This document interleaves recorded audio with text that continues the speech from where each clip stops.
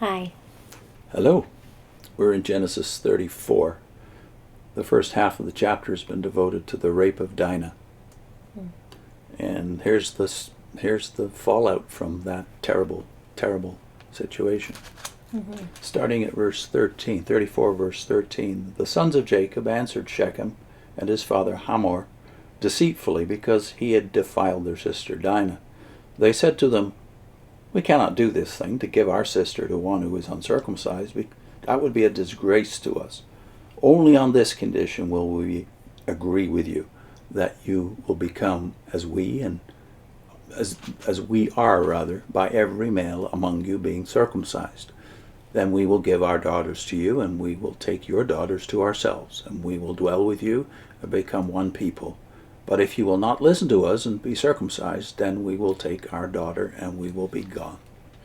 Their words pleased Hamor and Hamor's son Shechem.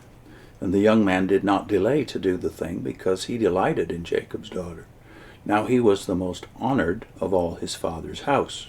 So Hamor and his son Shechem came to the gate of their city and spoke to the men of their city, saying, "These men are at peace with us. Let them dwell in the land and trade in it. For behold, the land is large enough for them. Let us take their daughters as wives, and let us give them our daughters." Only on this condition will the men consent to dwell with us, to be one people. If every male among us is circumcised as they are circumcised, will not their livestock, their property, and every animal of theirs be ours? Only let us consent to them, and they will dwell with us. And all who went out of the gate of his city heeded Hamor and Shechem, his son. Every male was circumcised, all who went out of the gate of his city. Now it came to pass on the third day, when they were in pain, that two of the sons of Jacob, Simeon and Levi, Dinah's brothers, each took his sword and came boldly upon the city, and killed all the males. And they killed Hamor and Shechem his son with the edge of the sword, and took Dinah from Shechem's house, and went out. The sons of Jacob came upon the slain, and plundered the city, because their sister had been defiled. They took their sheep, and their oxen, their donkeys, what was in the city, and what was in the field, and all their wealth. All their little ones and their wives they took captive, and they plundered even that was in the houses, even all that was in the houses. And Jacob said to Simeon and Levi, "You have troubled me by making me obnoxious among the inhabitants of the land, among the Canaanites and the Perizzites. And since I am few in number, they will gather themselves together against me and kill me. I shall be destroyed, my household and I." And they said, Should he treat our sister like a harlot? I don't credit Jacob with any merit based on his reactions in this chapter. First of all, when she is raped, he keeps his silence, and now he explodes. So you've made my name stink, the ESV says, making me stink to the inhabitants of the land. Is that the first thought you have after a massacre? Yeah, his reaction is very cold towards the people who even survived this disaster, the people who are massacred, and the whole situation is about him suddenly. He's thinking only of himself. It's very self-centered, and it's based on fear. So all these characteristics you see in him frequently, this self-centeredness, this lack of trust in God, and his fear of his neighbors is predominant in his character. And why are we even in this mess, after all, rolling it back to the end of chapter 33? It's because he deceived his brother and went the opposite direction from where he was supposed to go. And he's planted himself in a place he's not supposed to be. He was supposed to go on to his father, Isaac, and he's not done that.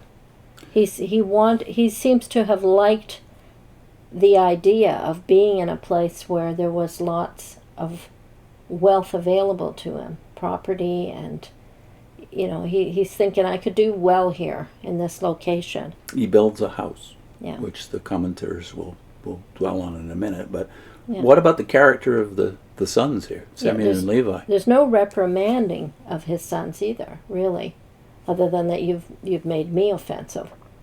So we realize that in these chapters here, Simeon and Levi, number 2 and 3 among his sons, are effectively disqualified from being any kind of moral example to anybody based on what happens in this single story. Yes, they are teenagers. Yes, they are hotheads. But this is way more than the law of Moses would do with a rape situation. The rapist is supposed to make compensation and be accountable for what he does and take care of a woman who is found to be raped. Yeah. This is in complete violation of the principle of tooth for tooth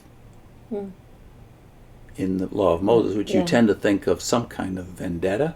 No, that is to limit vendetta.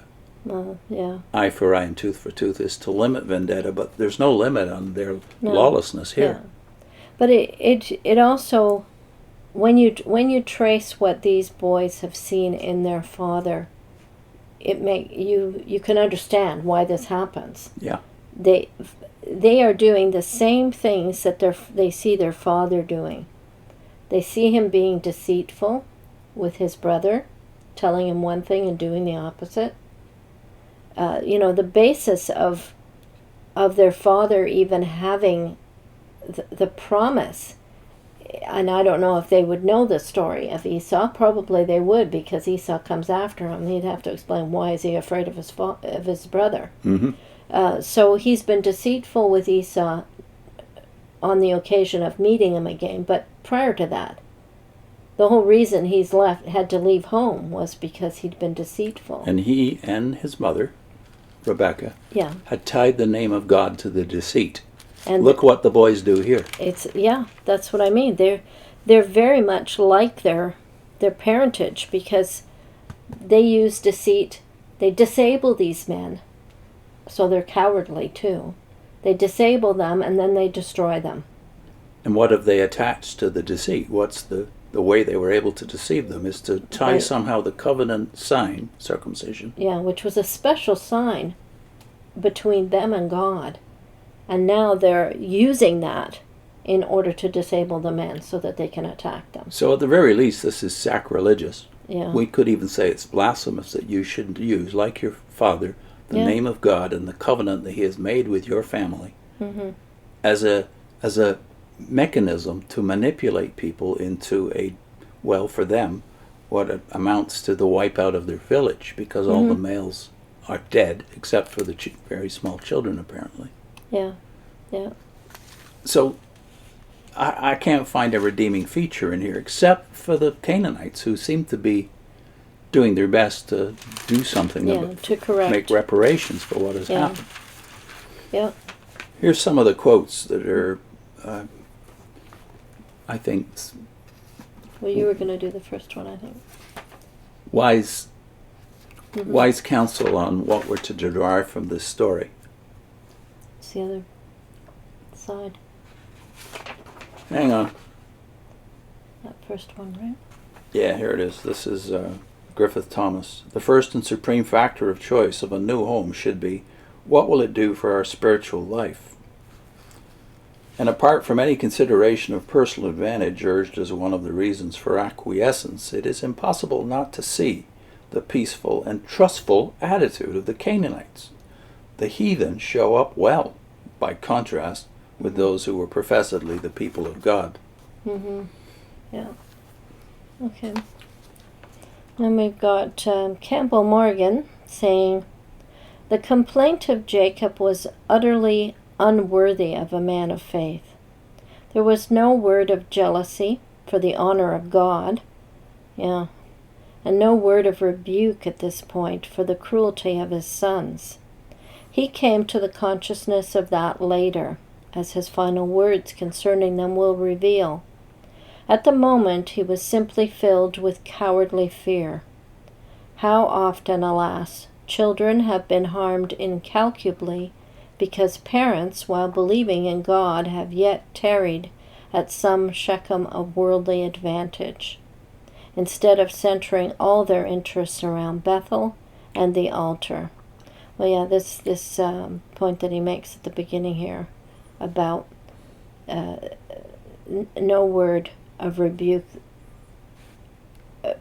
based on, how could you do something that was so wrong? That also falls back in the way when his mother proposes the deceit of his father. He doesn't say, "Well, Mom, that's wrong. That would be wrong." He's more, "Well, I don't think we could get away with it." And here, it's again the consequences he's worried about. Yeah. Not the act itself, not the immorality of the act. Right. Then Kidner says, Shechem offered Jacob the attractions of a compromise. His summons was to Bethel, but Shechem, the place, about a day's journey short of it, stood attractively at the crossroads of trade. So he's so close to where he's supposed to be. He was called to be a stranger and pilgrim, but while buying his own plot of land there, he could argue that it was within his promised borders. It was disobedience nonetheless. His pious act of rearing an altar and claiming his new name of Israel could not disguise the fact.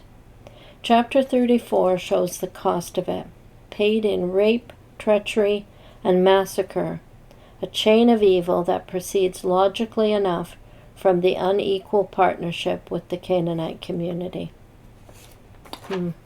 Yeah. And then Barnhouse. When Dinah was ravished, Jacob held his peace. Now that a village had been exterminated, he spoke out of fear for his own safety. There was sin in Jacob's silence, abandoning his authority as patriarch and failing to impose discipline. He now sinned in speech as he chided his willful sons, aged 18 and 17. Jacob, you brought that trouble on yourself. You passed your own deceitful nature into your boys. You set them a constant example of guile. They heard you lie to Esau at Peniel. They saw your interest in fat pastures when you pitched your tent at Shechem. You said nothing when Dinah was violated. Now that they have taken things into their own hands, do you think they will be moved by your whimpering? Talk to God about your own sin before talking to these boys about theirs. How can they take you seriously when you think only of danger to yourself? Well put by Barnhouse. Yeah. It's true that all of this, though, God turns around ultimately to the good, at least temporal good, because they don't intermarry with the Canaanites here. You're left to think that if the plan had carried on, they would have. And was Jacob good with that? It appears he was. Yeah. So I think we're linking to the fact that the Watchtower is willing to also do the same thing, use deceit if it serves their purpose, and then claim it's godly, based on some fraud in their quoting. Yeah, this is the first of the Cross series that we did some years back, from the Cross document that's available on onewonders.org. The Cross, Part 1. Why does the Watchtower resort to journalistic fraud to deceive Jehovah's Witnesses? Okay. See you soon.